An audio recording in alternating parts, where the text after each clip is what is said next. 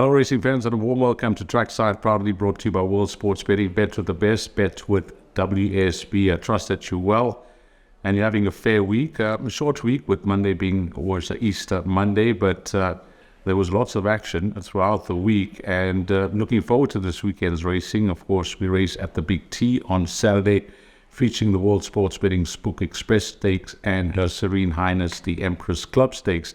Then we move over to Sunday, and it's World Sports Betting Race Day, featuring the World Sports Betting Sledgehammer, the WSB Scarlet Lady, and the WSB Highland Knight.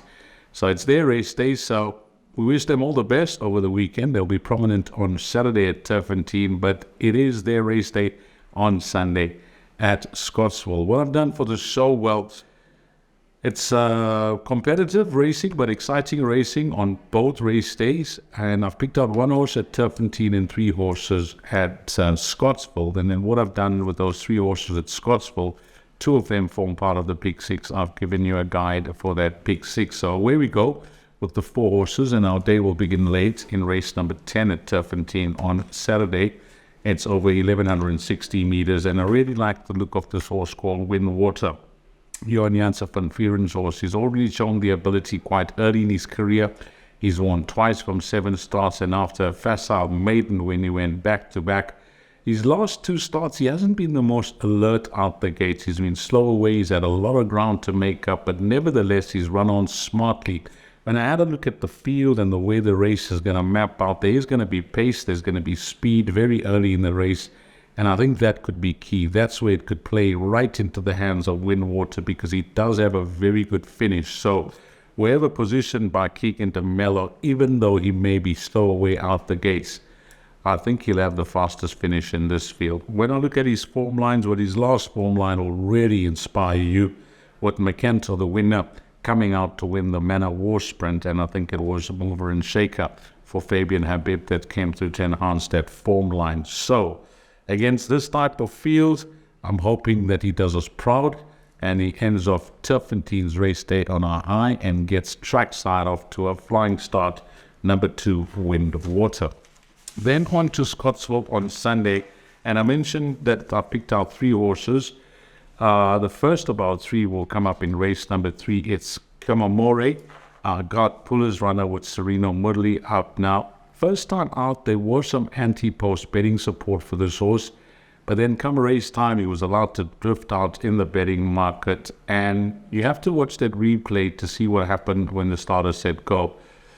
He ducked outwards and he was bumped, he was unbalanced, but he seemed to recover quickly and found himself on the inside running rail at Scottsville.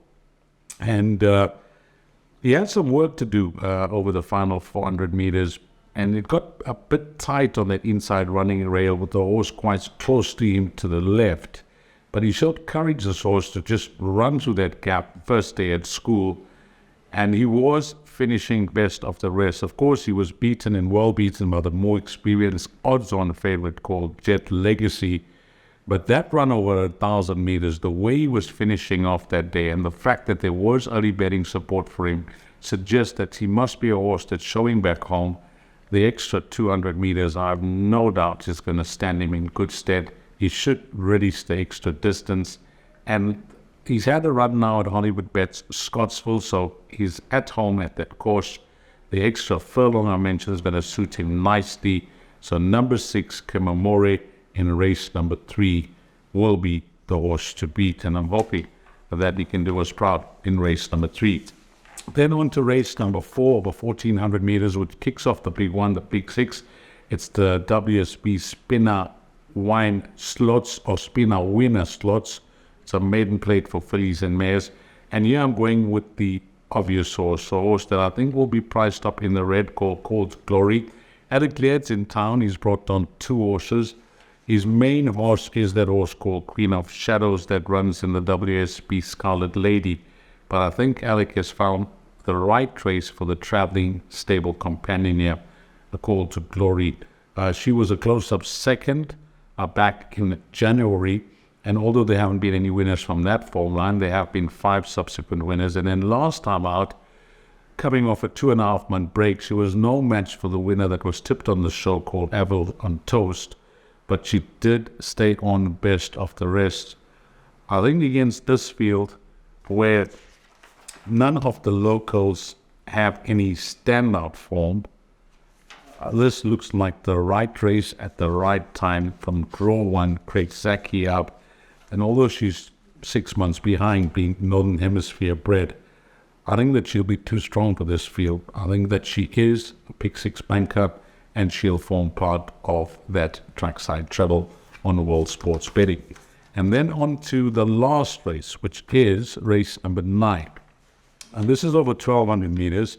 It's a competitive mare fillies and mares 88 handicap, but I like the look of one horse here. And she keeps grabbing my attention. Each time I went to the race, they have lots of form to work around amongst many of these horses, but she appeals the most. Her name is Amarandi. She's trained by Wayne Badenhorst, and she'll be partnered by Mozi Yanni. And this season, she's already had, 1, 2, 3, 4, 5 runs for a win and 4 places. So she's in solid form as a 4-year-old. And when you look at those 4 places, she's been under a length beaten when she's run good races. Her last run, she did not get the best of luck in running at the business end of the race, but she still managed to find a good finish. She was a good third behind Ancient Epic. And Muzieri, that was the first time that he partnered the filly. I think he would have got a nice feel for her. That was over 1,000 meters, now going 1,200 meters. I think a distance that obviously suits her much better. She enjoys the course, a course and distance record. It's clear to read. 3 starts, a win, a second, and a third. And the one thing that we are guaranteed from this filly is that we're going to get a true, honest, solid run for on money, because she doesn't know how to run a bad race. So we're going to close off there and hopefully close off on a high with number 11, Amarandi.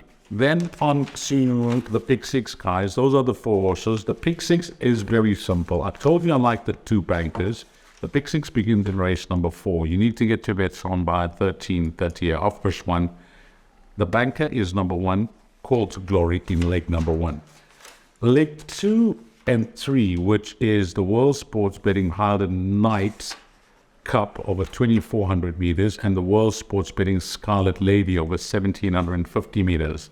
Both those races, I've got it my rule, because my rule is quite simple, as you've come to know. If it's more than half the field, then one has to just include the field. And for that sake, I've included the field in both those races. So one a banker by field. Then I narrowed it down in race number 7, which is the World Sports Betting Sledgehammer over 1,750 meters. And here I'm only going with 3 horses, and quite simple. Numbers 1, 2, and 3 in a field of 7 runners. That helps us out. There will be Prophet, Lord William, and Silvano's Timer. So 1, 2, and 3 there. The next race, taking no chances. We've got the banker in front, and this is going to be the field in race number 8. And we've got the banker at the back. So we'll end off with 11 a banker. So that pick 6 will be very simple. It'll be 1 a banker, field, by 1, 2, 3 by field, by 11 a banker. And you can take that for a percentage. 189 Rand will cost you 10%, and I'll almost guarantee that if those 2 bankers arrive and we get a few results in those field races, we should show a sizable profit there in that pick 6. And that is a wrap, guys. All the best over the weekend. And again, we wish our sponsor World Sports Betting well, because it's a big weekend for them. The Spook Express Stake is sponsored by them, alongside Her Serene Highness Princess Charlene's Empress Club Stakes, and of course at Scottsville on Sunday, they are hosting the entire race day. So all the best, World Sports Betting. And on behalf of our sponsor, World Sports Betting, as always, thanks to all the punters, but more importantly and more especially, thanks to you, the valued customer. Until we meet it again, which will be next week, you take care. Salaringhaj.